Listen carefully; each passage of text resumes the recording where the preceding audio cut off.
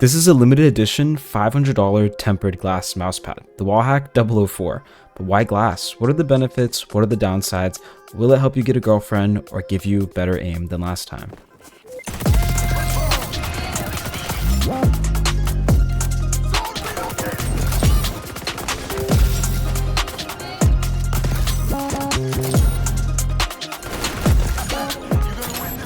So to start off videos, there's no better way than an unboxing, and WallHack does not fail on the experience here. Now it is a very big package here. I'm gonna struggle to open this on my desk. I definitely recommend doing it probably in your kitchen somewhere on a dining room table.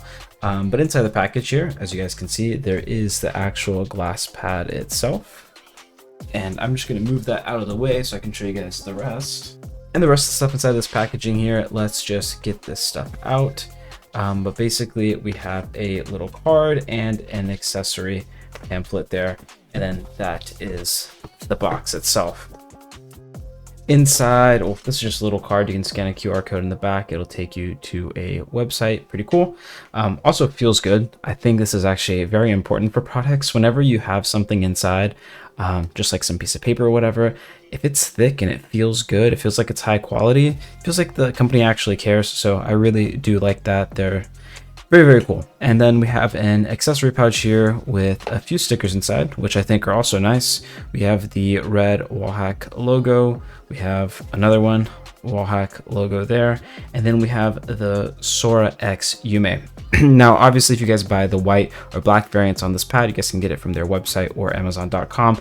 Obviously, it won't come with, these unique stickers and whatnot. You'll get the basic packaging, which also still looks like this, by the way. It just doesn't have all the fancy stuff like this. But you will also get a microfiber cleaning cloth. It is pretty small, but it's also very, very high quality. I really don't know how to explain it until you feel it.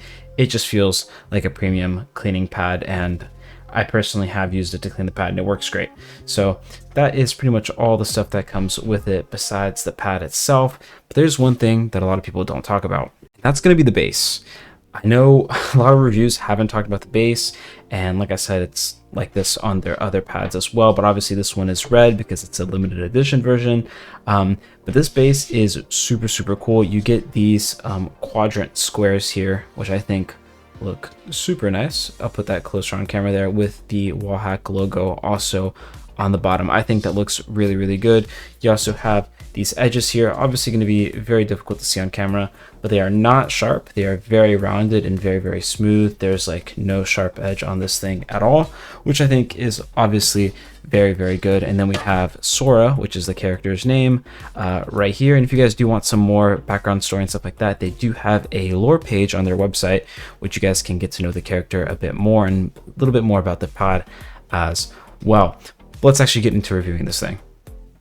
And I feel like something really important that people don't talk about too much is what type of skates are you going to be using on a glass pad. I know that's not something people really think about, but I think whenever you guys are using glass, it is really important to keep in mind the skates on your mouse. So I'm going to turn off mine here. I do have two preferences here, and that's going to be the Obsidian Pros if you like more control, and if you guys do like really pushing the glass to the limits, I really do like the X-Ray Pad Jade skates. And if you guys are using a smaller mouse, I just use a 4-dot configuration and a square. And if you guys are using a larger mouse, I do the 6 dots. So that's the 4 on the square plus 1 at the top and bottom. And that's basically so whenever you touch the back of the mouse or the front of the mouse, it won't wobble back and forth. So 6 or 4 is typically what I like to do depending on the mouse size. Once again, if you guys are looking for speed, go for the Jade skates. If you guys are looking for control, in my opinion, the Obsidian Pros are really, really good.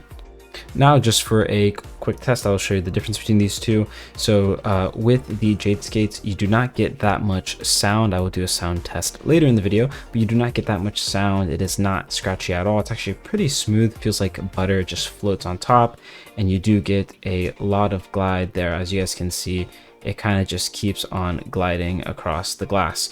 Now with the Obsidian Pros, you are going to have a lot more stability.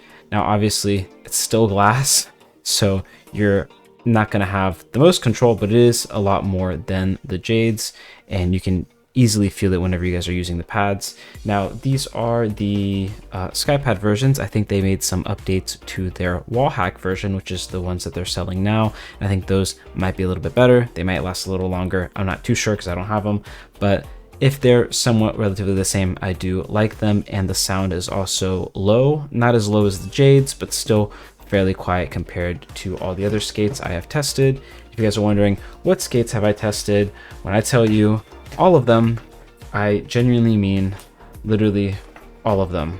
Any skate that you think I have tried on this. By the way, don't use any hard type of skates like sapphire skates. Don't use that on glass. It will scratch your glass.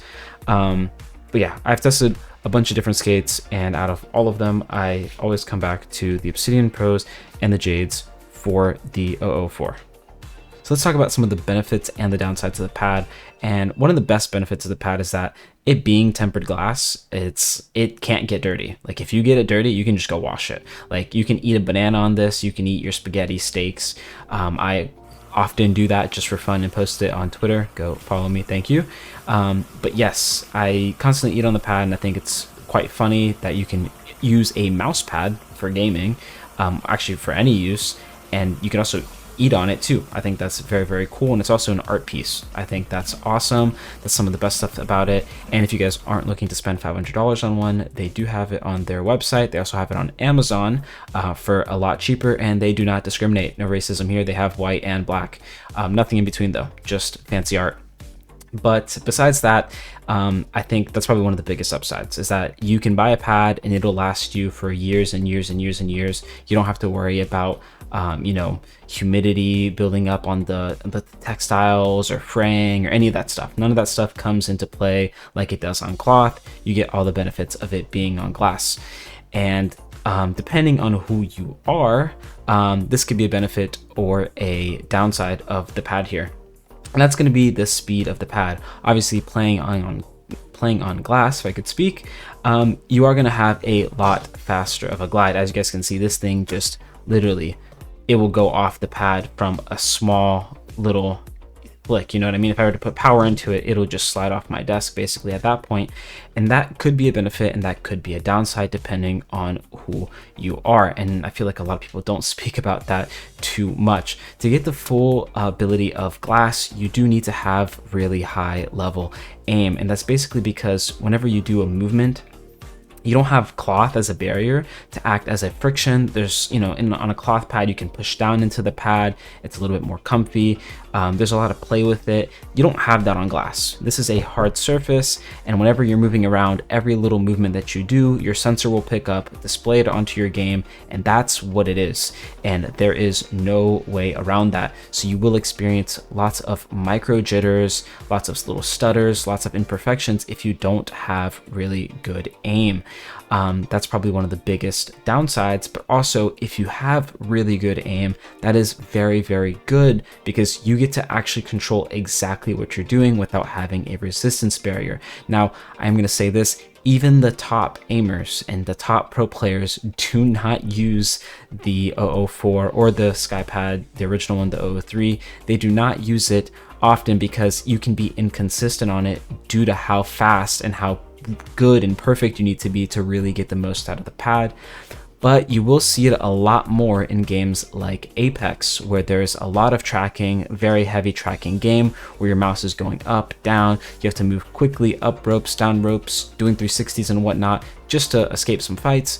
This pad really does shine in that game and those types of games. Now, if you're playing something like Valorant or CS, definitely still usable. You do need to have a lot of mouse control though, and I think that is something very important to point out. If you are an average like gold or plat player in like Valorant, for example, I would not recommend this pad for you unless you're going to have it as an art piece, but that is a very expensive art piece. But yes, I would not recommend it for anybody. Pretty much like, I'd say like Immortal maybe in Valorant or higher. I think you will be fine using it. Anything less than that, and I think you are just not enough, like you don't have enough aim to really bring out the best of the pad, and it might actually harm you in the long run. I will leave some links to some other YouTubers that have made videos of their experience with gas pads, and they're also really, really good players, so you can hear it from the pros themselves.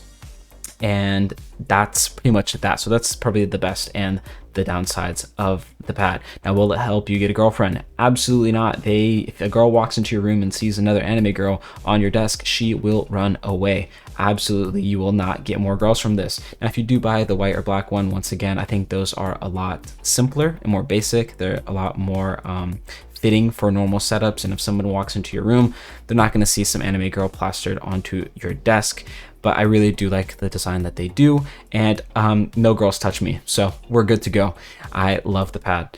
Now, they do have another variant too with the Yume. This is the Frenzy version with the Sora. I think it looks great. They have the Yume version. I think it looks super, super nice. I'll post some pictures obviously on screen.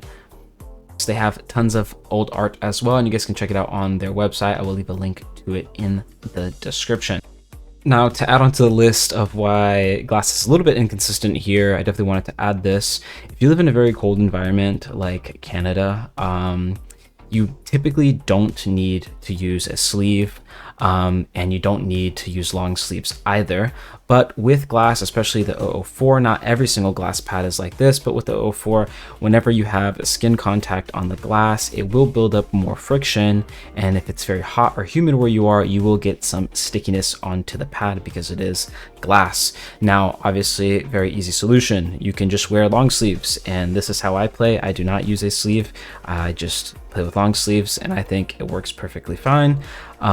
But if you guys don't like wearing long sleeves, or where you are is too hot, your room is too hot, I definitely recommend picking up a sleeve. This is the limited one that came with the pad, but if you guys, obviously they have some on their websites as well if you guys can't get your hands on something like this. Now, would I say buying this pad for $500 is worth it? Because that's pretty much what they go for on eBay. And I'm going to tell you, absolutely not. Do not buy this pad for anything more than like $175 to $200 shipped.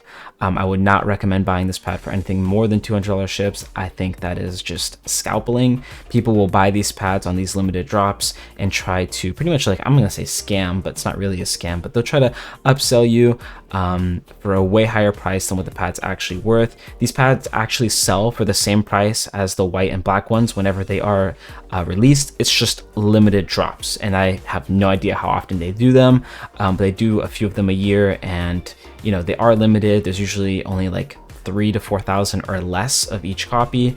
I have number 451, and they all are numbered as well, so you can't get like a fake one or whatever. So that is pretty important as well.